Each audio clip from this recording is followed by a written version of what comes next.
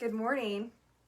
We're going to be doing a breathing practice today, and I'm going to bring in Mini Stan just to share a few things about breath and how I love to look at the body as a mechanical pump.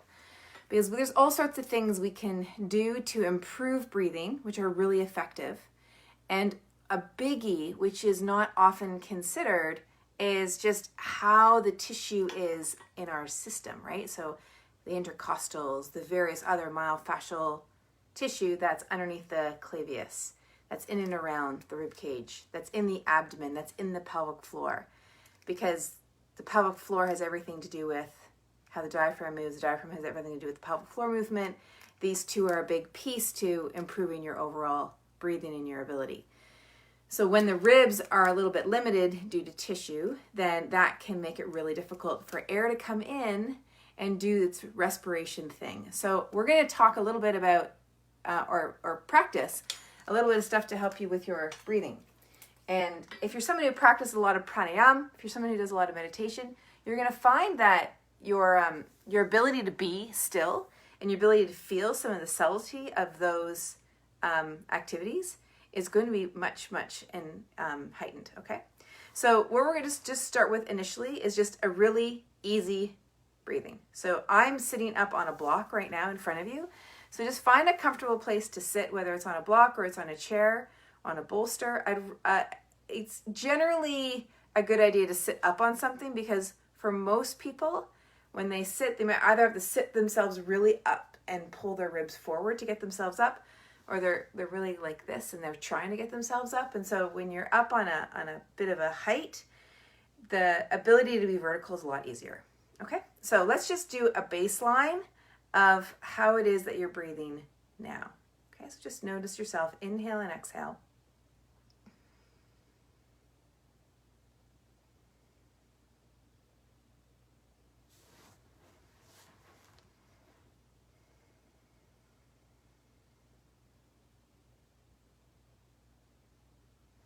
And you might be up with me. It's about 5 a.m. here in Calgary. You might be up with me doing this. And so it might be early for you. It also might be much later in the day. So just notice how your day or your night or your evening has been with you and how you have been with those aspects of your life. And just feel what the general sort of pressure in or freedom in with it all is. And just be aware so that as you continue to practice day by day, you get to see a lot more about how you're in relationship to the various circumstances in your life. All right, so now we're going to just do a little sitting twist. So we're going to take hands together. Middle finger is at the underneath your chin. And why I like to teach it that way is so that you keep the focus in on your torso doing the rotation. It's easy if you're a little limited to move your head instead, and then you perceive yourself moving a lot further than you are. And I particularly like being as real as I can about what the problem is or where the limitation is, because then I can address the problem the clearer that I can be. Yeah, and then things can release, things can grow, and then we're up at a new level of function. Okay, all right, let's take a bit of a side bend here. So you're going to keep your weight as equal as you can on the pelvis. Now, of course, the weight's going to come over onto one side of the pelvis a bit more, right? So just because I'm leaning over, I'm putting a little bit more weight on one sitting bone. But see if you can feel this other sitting bone on the block. And then come back up. And then over to the other side. And just get a feel of what's going on in and around your ribs. Okay, one more over to the other side.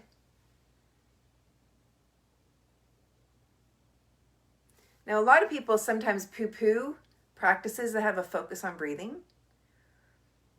But breathing is one of those things that's so, it sounds silly, right? It's obviously necessary, but it's one of those really powerful things that as you get really into the understanding of how you breathe, the amount of strength and power that you can actually access with so much less effort is really kind of mind-blowing at times.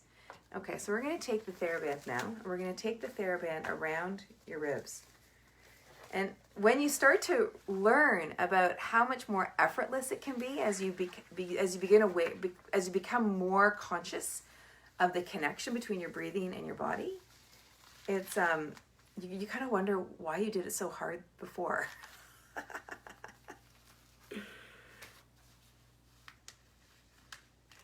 We can do so many things with so much more less effort.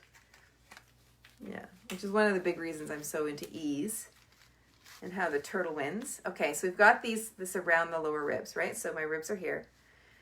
It's not really snug. It's just keeping it as a barometer, as a feedback mechanism. And I just want to notice where I'm breathing again.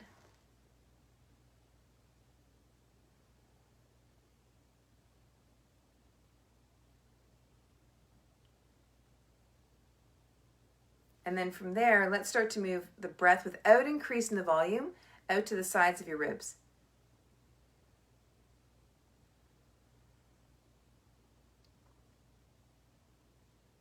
Now, the reason I said without increasing the volume or the depth of your breath, like the bigness of your breath, is because if you start increasing more breath, you will probably come out to the side ribs anyway. And I more want you to direct the breath that you do have out into the side ribs.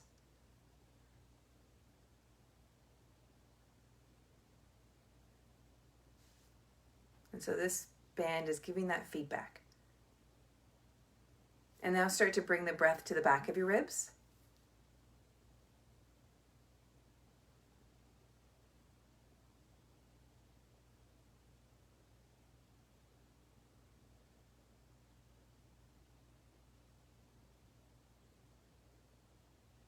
And then if you can reach, bring your hands up here.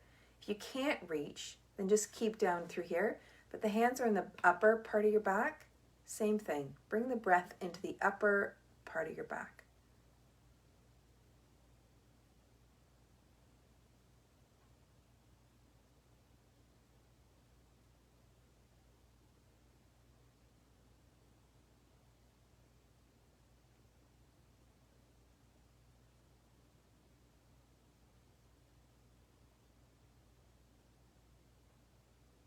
Good, and then let that go. Perfect.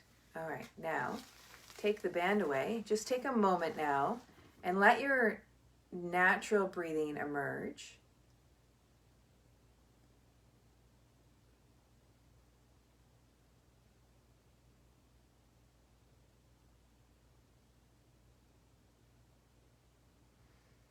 Okay, and then we're going to take a tennis ball.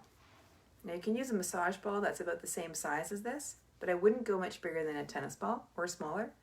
You're going to take it and place it right into the space of your armpit. Now, granted, if you've got a bigger armpit than I, then taking a bigger ball. So I'll give you an example here. So you can see how this ball is just a little bit bigger than the tennis ball, right? This is one of the tune-up balls. So this ball doesn't quite fit. Let me show you. This ball doesn't quite fit into my armpit, right? You can see how it's easier for my shoulder to kind of come up as I bring my arm around it. The smaller tune-up ball works nicely, which is about the same size as the tennis ball. So you can see how here it just fits in a lot more simply there. Yeah. All right, and now it's just here. Now you can use two. It's just difficult to sometimes put them in place. So I start with one. And this also helps me maintain my attention of the ball at the ribs. And I'm not trying to squeeze the ball into my ribs. I'm just holding the ball. Like all I'm doing is holding. I'm not doing anything. I'm not doing anything else except breathing. Now you could, so long as it wasn't super forced, you could be aware of where the ball is connected to the ribs there. And without increasing the volume of your breath, then let the ribs move out into that ball.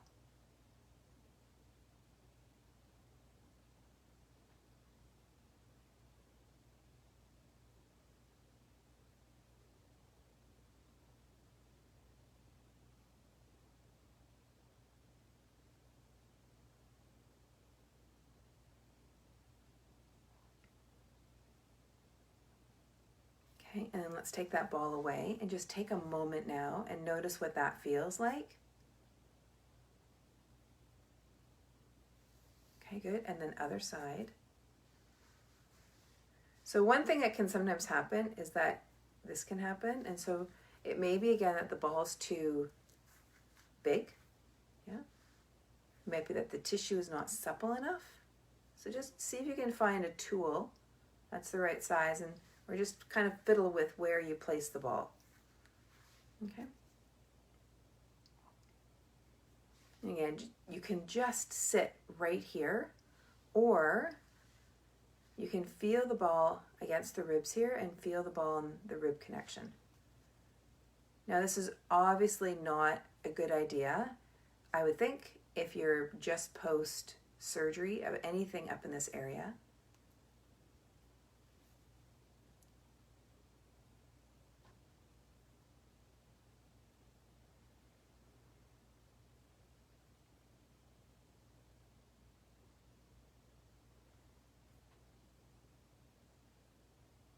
Okay, lovely. And then let's take that down. Okay, now notice yourself breathing here. And let's just notice what happens when you twist. So let's bring the hands back and let's take yourself into a twist. And notice if there's anything different in terms of quality or quantity of the movement.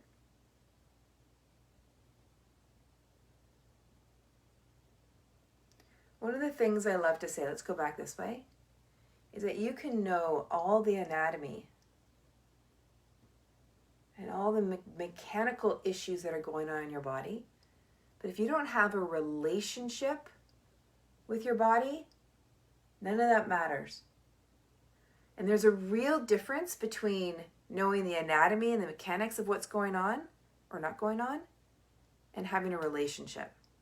Right? We can look at that in really any aspect of our lives with relationship. It's that, right? And so you want to be able to cultivate this awareness and connection with your body as you're learning more about the mechanical piece. And the good news is you don't actually even need to know a ton about the mechanical piece. If you're just aware of how you feel and what's moving and not moving, you're well on your way to supporting yourself to getting to where you want to go. Okay, so now we've got the spinal strip.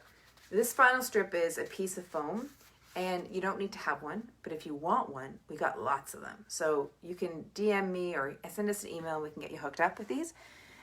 You can also use a pool noodle for this particular exercise. I mean, there's so many things you can do with this sucker, but there's a pool noodle. You can use a rolled blanket or a rolled mat, just depending on how you are through the front of your body and just the general feel of stiffness through your spine. So I'm just going to move this skeleton away. You can't quite see it over on the phone probably. One second. I might have a crash of a skeleton.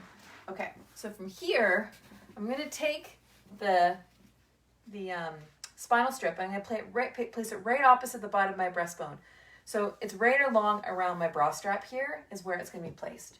Okay, and my knees are going to be bent. I'm going to move a little bit here so you can see me a bit more on the screen, and then I'm here. Okay, so now I'm in this really gentle back bend, and I'm just going to lie here.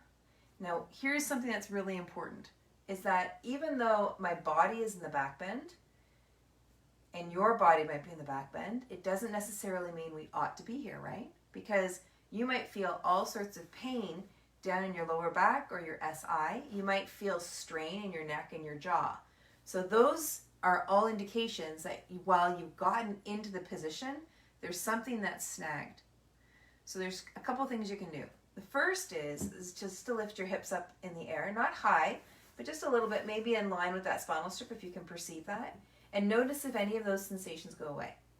And then if they do, that lets you know that your bum is a little bit too low compared to your rib cage in terms of the tissue. Yeah, so then you can just place the block there. Okay? If that didn't change anything, then you might need more support underneath your shoulders. So then in that case, I actually recommend that you come off of the spinal strip or whatever pool noodle that you have, and you choose something more like a blanket, and you fold up a blanket so it's in more of a position like this, and place that blanket on the ground. So the blanket is wider than your spine, And you can just rest on it and have your shoulders gently come off of that, okay? But it's more wide than this, okay? So just choose your tool that makes the most sense. And you know what? You can also just lie flat on your back. It's one of the things when I can't actually see you, it's difficult to make recommendations. So it's more about being aware and noticing, just noticing from the improvement of your awareness, what it is that you feel and that you need. But ultimately, we're here on our backs and just breathing really easy.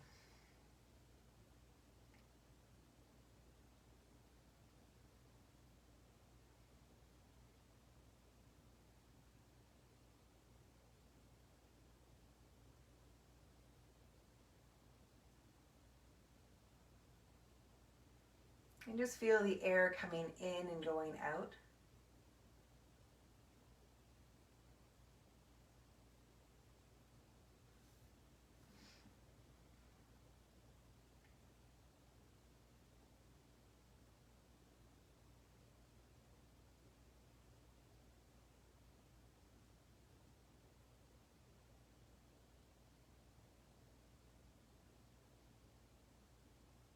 And I just want you to imagine something.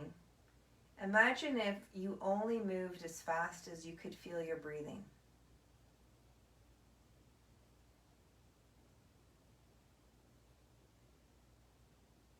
That may have you slow down quite a bit. And it might not be completely appropriate for your day, but just imagine. Imagine what that might do with your emotion. Imagine what that might do with your mind. Imagine what you next perceive because you were moving at that kind of pace. Imagine what it might do to your nervous system.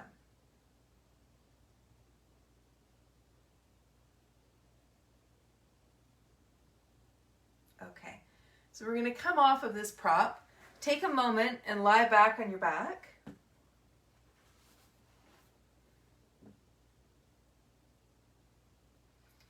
And then come back up into sitting.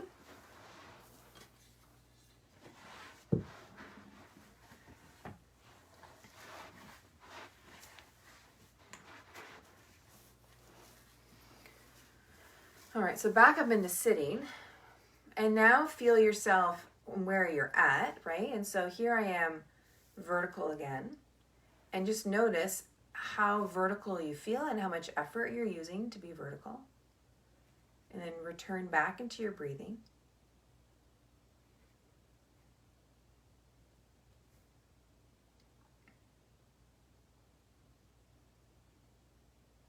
Okay, now let's come back to that twist for a moment. So your middle fingers come underneath your chin. Let's take yourself into a twist. And take yourself into a twist. Yeah?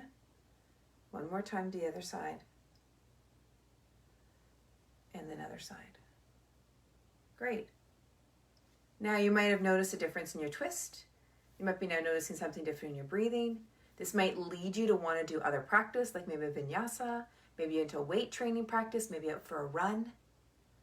Whatever it is that you feel, take that with you. I'm going to scoot upstairs and have a warm drink.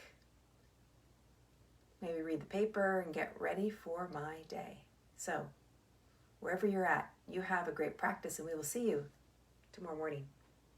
Take good care.